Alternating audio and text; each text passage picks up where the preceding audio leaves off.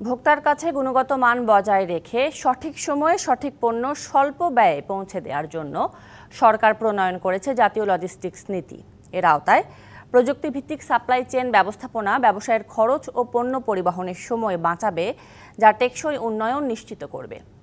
Logistics নীতির অবহিতকরণ সভায় এসব কথা জানানো হয়। আশা করা হচ্ছে ব্যবসায়ীদের মধ্যে আস্থা ফিরিয়ে আনতে এই নীতি ব্যাপক ভূমিকা রাখবে। দেশের ব্যবসা বাণিজ্যে পদ্মা সেতু সহ অন্যান্য অবকাঠামো এরই মধ্যে নতুন দিগন্তের সূচনা করেছে। কিন্তু আমদানি করা পণ্য খালাসে দেরি, সংরক্ষণে দীর্ঘসূত্রিতা, উচ্চ পরিবহন ব্যয়ের কারণে আন্তর্জাতিক বাজারে প্রতিযোগিতায় পিছিয়ে পড়ছেন এদেশের ব্যবসায়ীরা। উৎপাদক থেকে ভোক্তা পর্যন্ত সময়মতো যৌক্তিক দামে পণ্য পৌঁছানোর পুরো প্রক্রিয়াটিকে সহজ করতে সরকার ৫ বছর মেয়াদী জাতীয় লজিস্টিক নীতি চূড়ান্তভাবে অনুমোদন করেছে।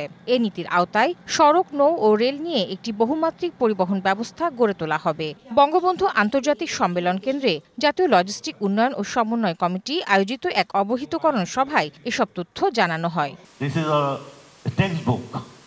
এই যে আজকে লজিস্টিক পলিসি কভার সলভ, আজকে ব্যবসায়ীদের মধ্যে একটা আস্থা আসবে, যারা ইনভেস্টার, যারা করা আছে, তারা একটা পথ পাবে কোথায় যাব, কোথায় আছি। এই লজিস্টিক পলিসি অ্যান্ড ইউজিং এই ট্রান্সফার যদি আমরা করতে পারি, মাতারবাড়ি ডিপ সি পোর্ট, আমাদের চিটাং পোর্ট, মংলা পোর্ট, এবং এটাকে যদি আমরা প্রপারলি ইউটিলাইজেশন করতে পারি, এখানেই কিন্তু 50 থেকে 100 বিলিয়নের ট্রেড হওয়া সম্ভব।